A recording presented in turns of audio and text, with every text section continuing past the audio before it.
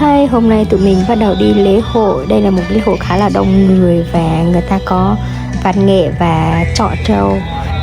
Bên Trung Quốc thì nó không có con trâu vì bên này nó khô hạn ấy, nên người ta chỉ có con bò thôi. Ở phần giữa này là người ta cho con bò nó chọi nhau này. Đó, rất là nhiều người, đông kinh khủng, chắc cũng phải hơn 1.000 người, 2.000 quá, em cũng không biết là bao nhiêu nên là tóm lại rất là đông. Ở bên trong này họ thu vé đấy nha mọi người ạ. Vào đây mua vé là 50 tệ, tôi nhớ tiền về nhà là khoảng 175.000 đồng.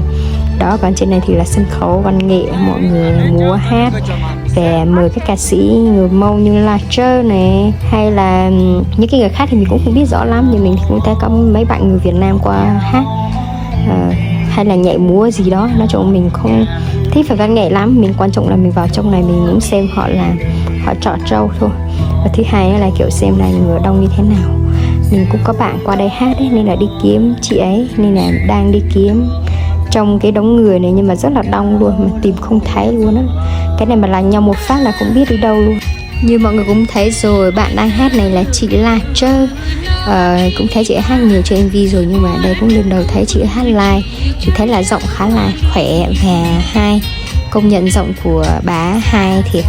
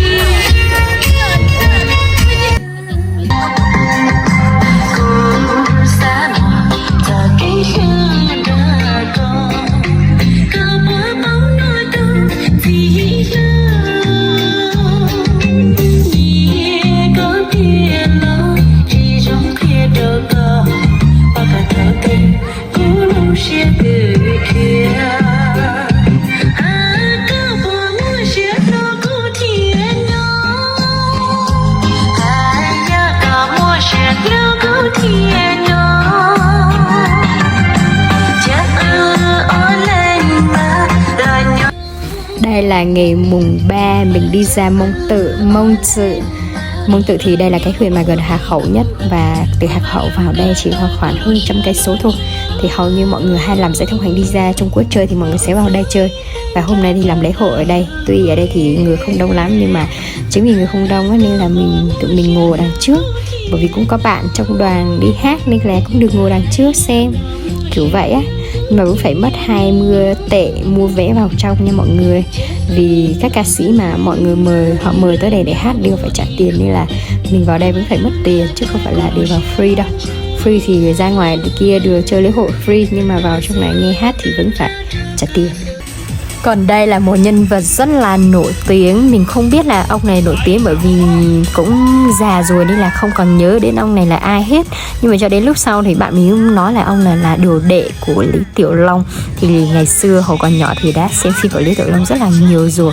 Mình không nghĩ là hôm nay lại có cơ hội đi xem ông biểu diễn, mà trong khi ông lại hát rất là hay nữa. Và thứ hai đó là kiểu ông lại ở Trung Quốc là rất là nổi tiếng, rất là nhiều fan luôn á. Nên là mình không biết là ôi giời, hôm nay một cái lễ hội show rất là nhỏ thế này mà có thể có một người như thế này đến để hát và giao lưu với mọi người. Thậm chí ông còn phát cái tờ rơi về tất cả cái bộ phim ông đóng.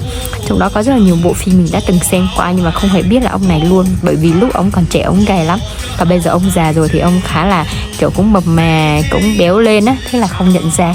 Nhưng mà công nhận là cũng được gặp một người khá là có tiếng, đặc biệt là lại còn là đồ đệ của Lý Tiểu Long. Thì nói tới Lý Tiểu Long chắc chắn là ai cũng biết, đặc biệt là những người thích phim công phu.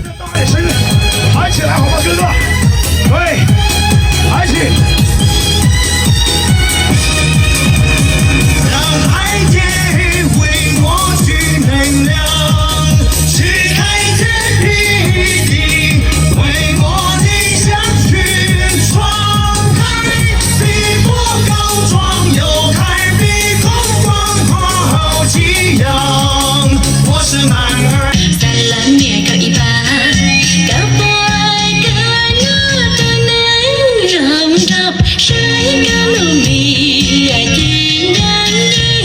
在远见吧，不了永远结局在。